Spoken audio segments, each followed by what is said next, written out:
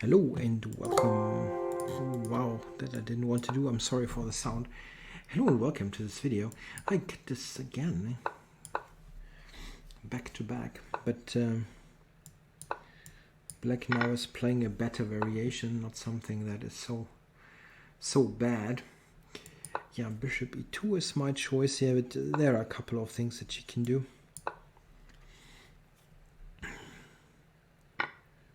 Okay, yeah, so this is what black is doing, is the simplest way to handle the position, but not bad.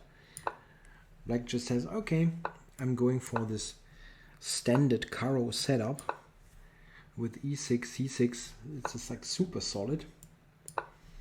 And yeah, black has traded two pairs of minor pieces, which is quite helpful. And then you try to probably play a bit against the d4 pawn. Let's see how I can do this. And black will often play c5 or e5. My development is a little bit slow here, I have to say. And I wonder how I should handle this. Maybe with bishop f4 and then bishop g5. Yeah, that doesn't really help. Generally speaking, g3, king g2 is quite desirable. You have a better back rank situation. You have bishop f4 on the agenda. But I'm really a bit slow here in my development. Bishop f4, this bishop d6.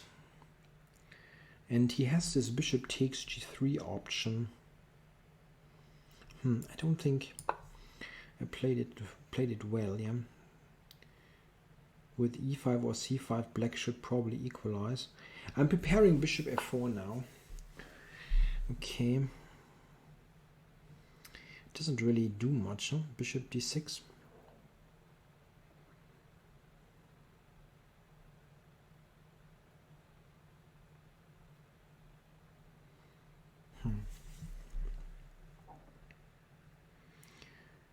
I should probably do this differently here. What to do now? C5 or e5, I can always take. I just wonder if I can somehow provoke a little bit of a weakness somewhere. c4 d5 is tough to play as d4 is always attacked.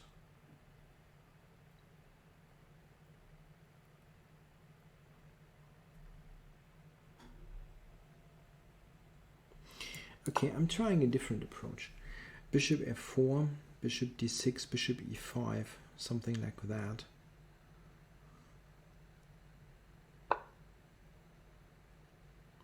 Yeah, that is definitely possible. That's a good square. Okay, I'm trying to complete my development. Bishop d2, rook a1, bishop c1. You want to play in a very slow way here with white at the end. Ideally getting to, yeah, I don't mind if he would take on b3, absolutely not. But I don't think he will. It would be strategically a little bit dubious. Nothing special, obviously, but it would help me a little bit if he would take on b3. Because then I could play b4 and prevent c5, probably. What white here oftentimes just wants to do is to get into an ending where you can try to exploit the two bishops. Yeah. Now if I get b4 in, I think I'm quite happy. Yeah. So I get b4 in.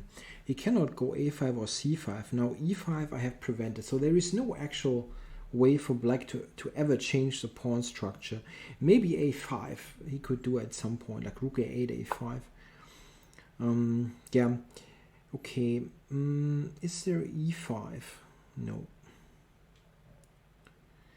What I want to do is, I had bishop g5 actually. What I want to do is, I want to play the kingside pawns and gain even more space.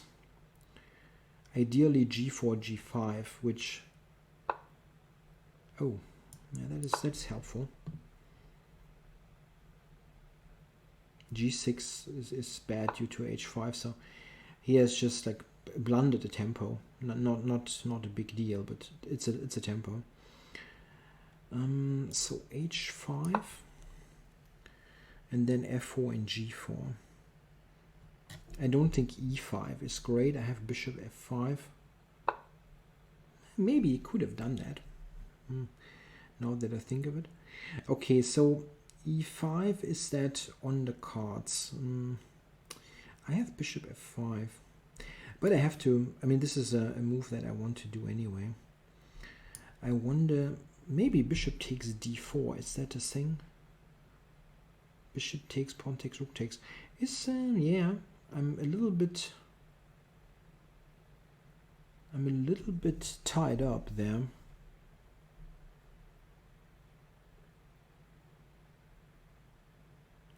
That is actually quite an issue.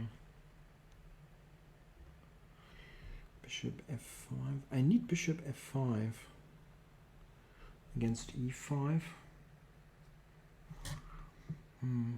F4. There's really bishop takes d4. It's kind of amazing.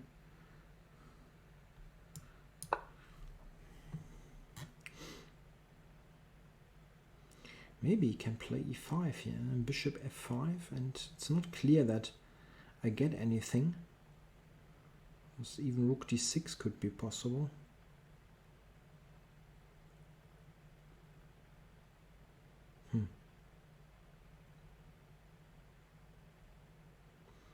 I don't see a good move against e5, really. He didn't do it, but didn't see anything great, which is a bit remarkable. Yeah, here I'm just comfortable, unless there is a tactic that I'm blundering, but I don't see it. Because now I can just push my pawns forward. G5, I guess. I got 15 seconds. This is not super comfortable. Maybe it was helpful to just let me protect d1, yeah, for once. Don't know. Does that help? G6 could be a threat quite soon. He's dropping down time-wise.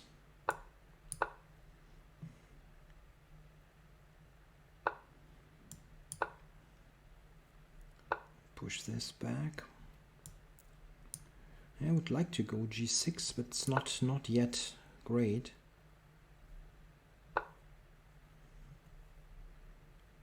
G6 is F5.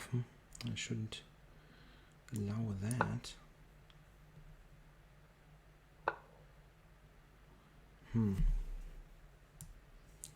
Not happy that I have to trade this. But okay.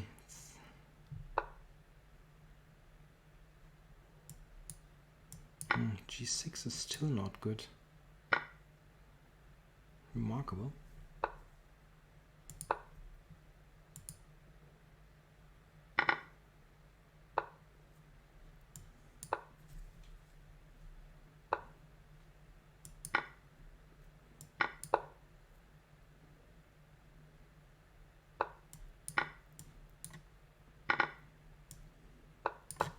Was threatening mate, yeah.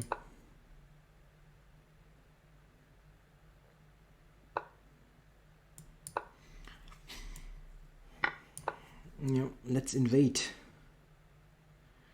B5 actually does cover stuff. It's annoying.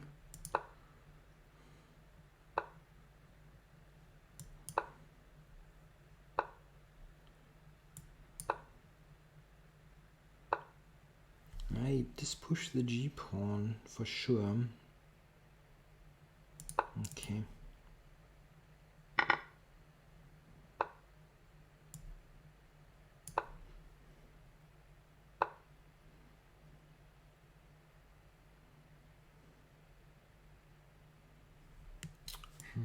Cannot really do much here.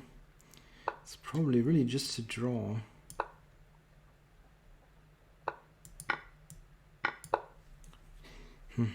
Yeah, that's really disappointing.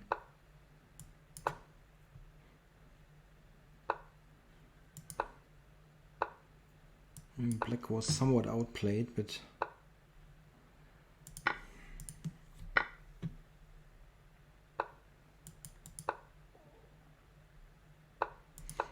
yeah, I probably burned too much time, and then I couldn't be precise enough. Like roughly here, I should win basically. It just too much. Okay, that was interesting because I thought there were a couple of moments where he could play e5, but somehow he never did. Like when you're here, that was giving me something, but he never played it. Like here, I went bishop e3. I thought e5 would be a possibility. He never played it. I would have played bishop f5, of course, but I thought like rook d6 would be fine. Oh, that's a very strong reply. I never would have played that, I guess. Like just move the rook away. Something like that is very nice, yeah, because I have this resource. I didn't really know what to do against e5 if he would have done that. I mean, now it turns out it is not that great, but I didn't see it. Okay, so after knight b5, f4, yeah, this is now very nice for white.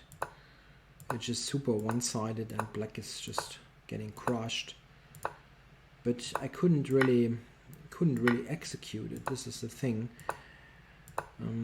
Yeah, I'm waiting here. Okay, now is exactly the moment for g6. Okay, I went king g4. Just like routinely covering. I want to do this, of course, yeah, and that was what I wanted to do next, but it didn't work. The thing is, like, he cannot do here, cannot take there because of this. This is a disaster. Bishop g6, rook h1.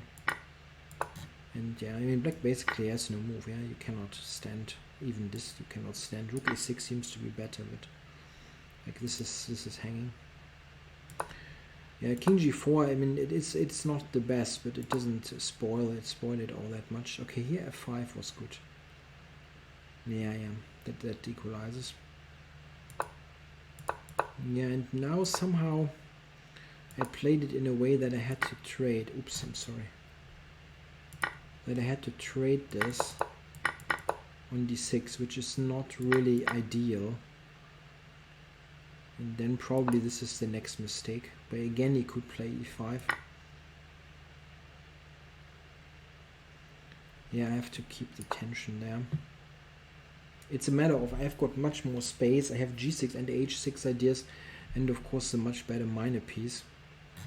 And now after knight d5, I don't know. It was a bit difficult, really, to not take, like with the low time. You always feel like you want to avoid forks and things, but king f3 is a lot stronger, of course. I was just thinking, okay, let's take it, and I'm still a little bit better, I thought, and it's easier without having to worry about the forks. But what I really feel is strange. I should just win this rook ending, I think. Like here, it looks terrible, absolutely terrible. Probably I made a mistake there. Yeah, rook e6, and then just bring the king around. You know, this is really strong. I didn't see it at all. The idea is quite remarkable. Just this, and mate. That basically is a mate threat in 4 moves. And that is totally deadly. Black has no way to counter that. This is why it is +7, yeah, because black, the engine sees that if you give it more time, I can do this. It will go even higher because you probably have to give up the rook for not much. Yeah, no, I didn't see that at all. I was thinking I should run towards the queen side, which also seems to win, but I didn't do it correctly. So here I have to play d5. Oh, that's sick. Yeah, of course, d5. Of course. It doesn't make no sense at all to go over there. Just get this going, of course. The king is good here. That was badly played. That was a bad play. And after that, it's a draw. After I do this, I mean, okay, I didn't have much time, but it was so easily played, easily improved what I did. This is just like not doing much. Like here, he just pushes g4 and it's a draw. I basically lose tons of time with this king maneuver. It doesn't make any sense. Okay, interesting game though. Thanks a lot for watching.